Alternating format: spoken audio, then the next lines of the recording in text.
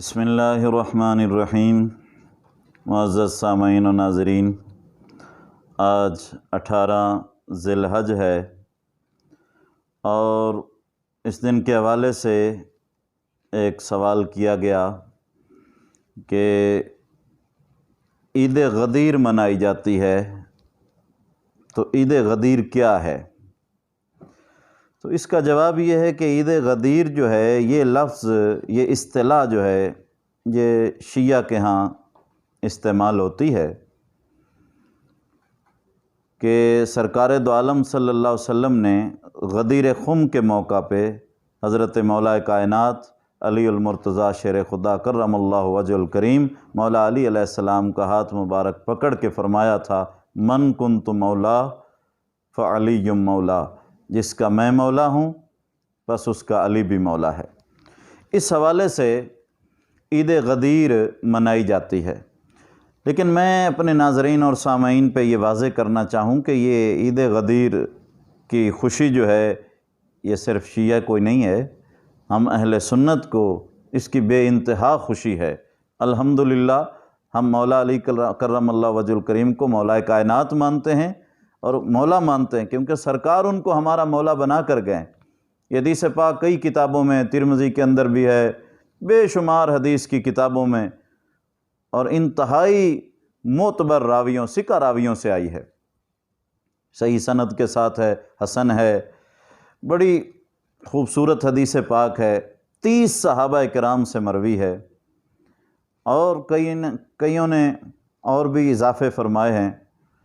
اس پہ۔ اس حدیث ولایت یعنی حدیث غدیر پہ اگر ہم بیان کو طویل کرنا چاہیں تو کم از کم 5 سے 7 گھنٹے کا بیان اس پہ ہم کر سکتے ہیں، لیکن 2-3 منٹ کے اندر ہم اس کی تھوڑی سی وضاحت کرنا چاہیں گے۔ چونکہ سرکار دو عالم صلی اللہ علیہ وسلم کے یہ چچا زاد بھائی بھی تھے اور بے انتہا بہادر بھی تھے اور ساری خوبیوں سے نوازے گئے تھے، تو اللہ تعالیٰ نے ان کو یہ مقام عطا فرمانا تھا، اس لیے سرکار نے حجۃ الوداع سے واپسی پہ غدیر خم کے مقام پہ یہ حدیث پاک ان کی شان میں بیان فرمائی۔ اس کا پس منظر میں کافی ساری چیزیں، بعض کہتے ہیں کہ حضرت اسامہ رضی اللہ تعالیٰ عنہ کہہ دیا تھا کہ تم میرے مولا نہیں ہو، میرے مولا تو رسول اللہ ہیں، یا حضرت بریدہ یا کئی اور صحابہ کرام کا آتا ہے کہ انہوں نے کوئی شکایت لگائی تھی رسول اللہ صلی اللہ علیہ وسلم کی بارگاہ میں حضرت مولا علی کی، تو اس پر سرکار دو عالم صلی اللہ علیہ وسلم نے آپ کی عظمت کو اور آپ کے مقام کو واضح کرنے کے لیے فرمایا، جس کا میں مولا ہوں علی بھی اس کا مولا ہے، یعنی جو مجھ سے محبت رکھتا ہے وہ علی سے بھی محبت رکھے۔ اس کا ایک معنی آقا سردار بھی ہے، یعنی جو مجھے سردار سمجھتا ہے وہ اسے بھی سردار سمجھے۔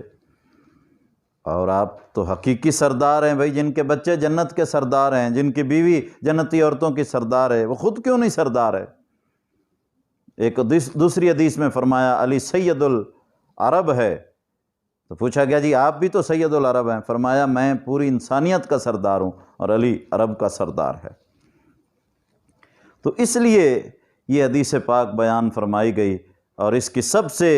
جو پہلی مبارک ہے، جب آپ کو مولا بنایا گیا تو حضرت عمر فاروق رضی اللہ تعالیٰ عنہ نے دی، فرمایا علی مبارک ہو کہ آپ تمام مومنین کے مولا بن گئے۔ تو اگر غدیر کے دن کو خوشی منانا کوئی معاذ اللہ بدعت ہوتا تو سب سے پہلا فتویٰ تو اس حدیث پہ یا اس مقام پہ حضرت عمر پہ جاتا ہے،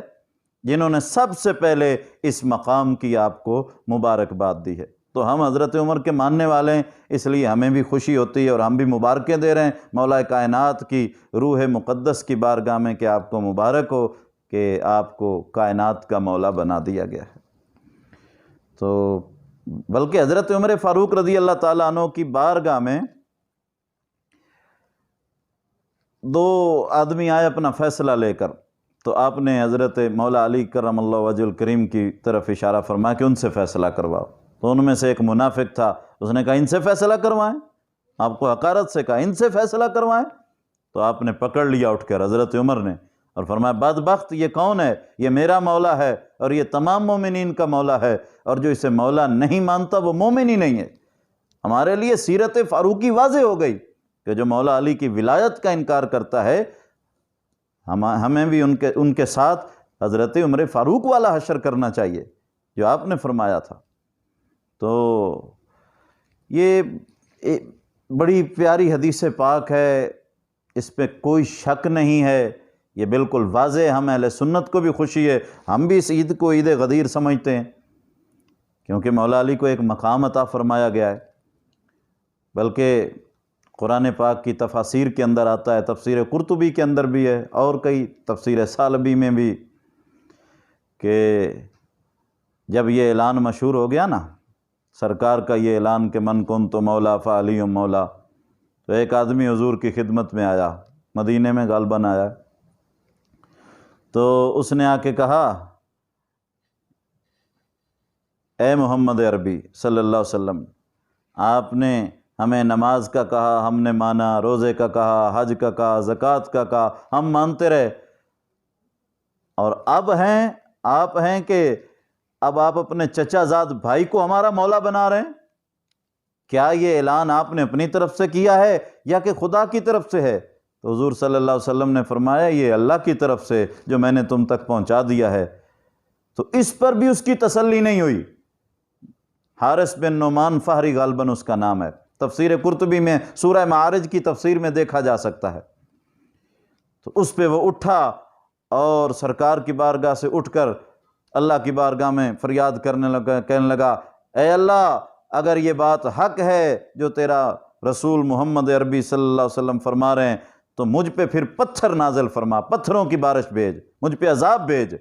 یعنی مولا علی سے اتنا بغض تھا کہ آپ کی شان سننے کے لیے وہ تیار ہی نہیں تھے، سرکار سے سن کر بھی یقین نہیں ہو رہا تھا۔ تو گویا وہ منافق تھا، صحابہ تو مبارکیں دے رہے ہیں، حضرت عمر تو مبارک دے رہے ہیں، تو وہ منافق تھا۔ تو اس نے جب یہ کہا نا، تو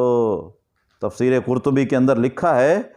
کہ آسمان سے ایک پتھر گرا جو اس کے سر پہ پڑا اور اس کو سر سے چیرتا ہوا اس کے پیچھے کے مقام سے نکل گیا، اور اللہ تعالیٰ نے اسے اس طرح عذاب سے دوچار کیا۔ تو یہ حدیث پاک بالکل حق ہے، حضور نے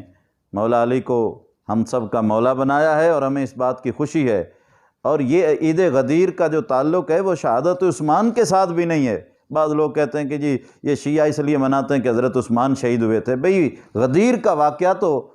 پہلے کا ہے، حضرت عثمان کی شہادت بعد کی ہے، وہ ہم اسے عید کا لفظ نہیں کہتے، لیکن ہمیں مولا علی کے مولا بننے کی خوشی ہے، اور حضرت عثمان غنی ذو النورین رضی اللہ تعالیٰ عنہ کی شہادت کا غم بھی ہے، اور اسی طرح میں امام علی مقام کی شہادت کا بھی غم ہے۔ تو ہم احتجاج کرتے ہیں ان لوگوں کے خلاف کہ جنہوں نے ان مقدس ہستیوں کو شہید کیا تھا۔ اللہ تعالیٰ کی پناہ مانگتے ہیں ہم ایسی سوچ سے۔ اللہ تعالیٰ ہمیں ان پاکیزہ ہستیوں کی محبت و مودت نصیب فرمائے، آمین۔ وآخر دعوانا ان الحمد للہ رب العالمین۔